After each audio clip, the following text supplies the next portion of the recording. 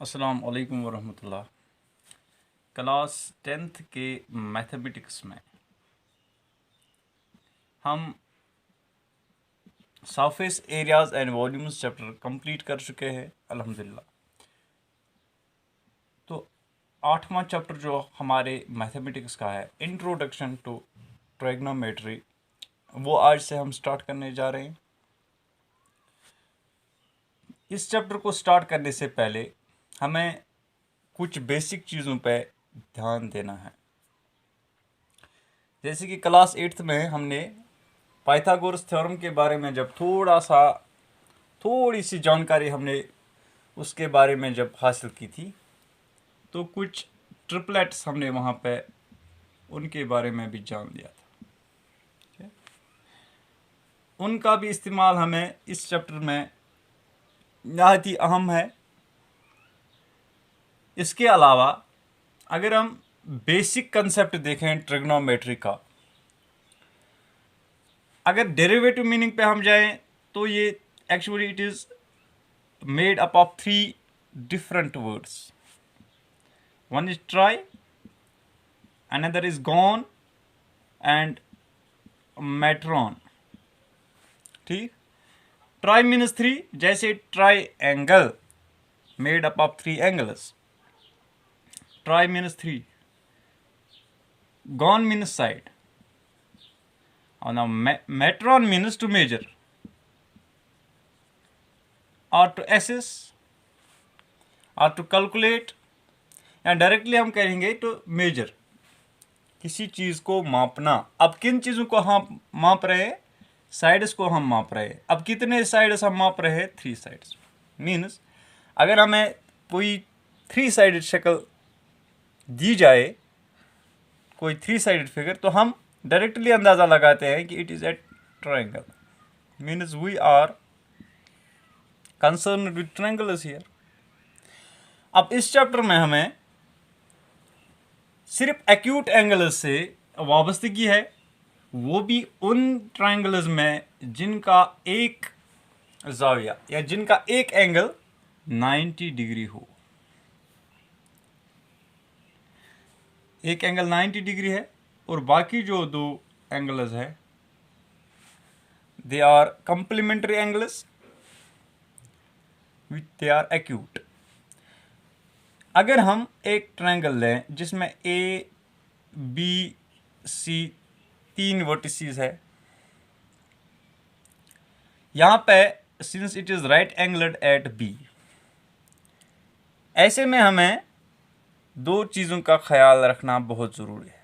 एक, जब हम ट्रिग्नोमेट्री में कैलकुलेट करते हैं डिफरेंट साइड्स या डिफरेंट एंगल्स, ठीक, तो इसके साथ साथ हमें ट्रिग्नोमेट्रिक रेशोज का भी ख्याल रखना है।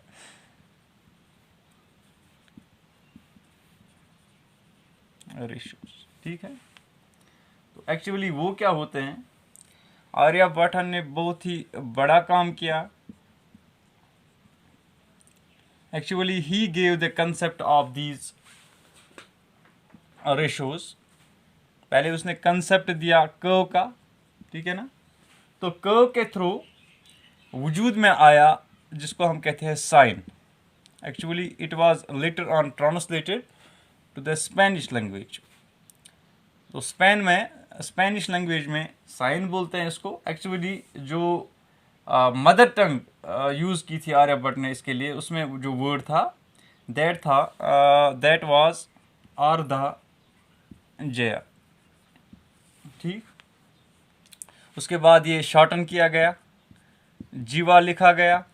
देन इट वाज, ये भी हमने लगभग जान लिया था वहाँ पे 8th क्लास में, अगर आपको याद होगा 8th क्लास के मैथमेटिक्स में थोड़ा सा ही कंसेप्ट, और कंसेप्ट ऑफ ज़ीरो भी।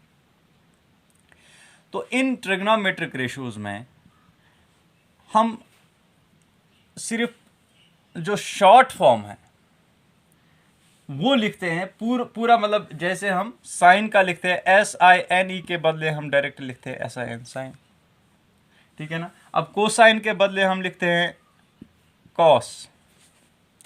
इसी तरह से जो टेंजेंट है, टेंजेंट के बदले लिखते हैं टेन। इसी तरह से जो अदर ट्रिग्नोमेट्रिक रेशियोज है, जैसे कोसेकेंट है, उसके बदले हम डायरेक्ट लिखते हैं कोजेक। अब हम सिर्फ कॉस लिखते हैं यहाँ पे, लेकिन ये कोसाइड के साथ मिल जाता।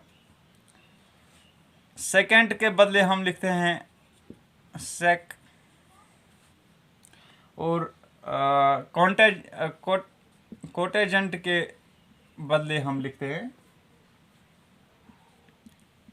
कॉट।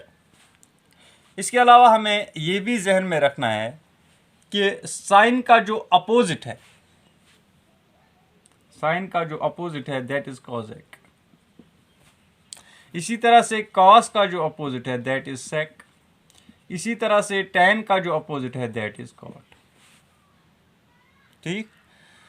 इसके अलावा हमें इस चैप्टर में खास तौर पे ध्यान रखना है कि जब हम डिफरेंट एंगल्स लेते हैं, यहाँ पे तो हमें दो एंगल्स ही लेने होते हैं। एक का तो हमें पता है, जैसे कि जो मिडिल एंगल जो 90 डिग्री होता है उसका तो हमें पता ही है, दैट इज 90 डिग्री। अब जो रेशो के हिसाब से हमें कैलकुलेट करना होगा, फॉर एग्जांपल अगर हमें एंगल ए के हिसाब से इसमें साइड्स, डिफरेंट साइड्स लेने हैं, तो एंगल ए के साथ जो साइड है this one A B, this will be considered as base of the triangle, base यहाँ पे ए बी, और इस एंगल का जो अपोजिट है यहाँ पे B C, this will be considered as perpendicular. ठीक। अब देखिए इस ट्रायंगल में हमने बेस ली ए बी, और परपेंडिकुलर जो है ना वो बना हमारा B C, when we talk about the angle A. अब अगर यही ट्रायंगल हमें दी गई है और थीटा दिया गया है कहाँ पे, सी, यहाँ पे एंगल से it is 30 degree for example, तो अगर हमें एंगल सी के हिसाब से इसमें कैलकुलेशंस करनी है, तो हम ये जो बी सी है यहाँ पे, इसको हम लेंगे बेस। ठीक। कि ये बिल्कुल एडजेसेंट है किसके, थीटा के, और इसके जो अपोजिट बिल्कुल ये जो थीटा है यहाँ पे, इसका जो अपोजिट साइड में आता है A B side, A B को हम लेंगे परपेंडिकुलर। अब देखिए यहाँ पे बेस ए बी थी और यहाँ पे बेस बी सी है, वहाँ पे बी सी परपेंडिकुलर था, यहाँ पे ए बी परपेंडिकुलर है, मीन्स टोटल ये चेंज हो गया।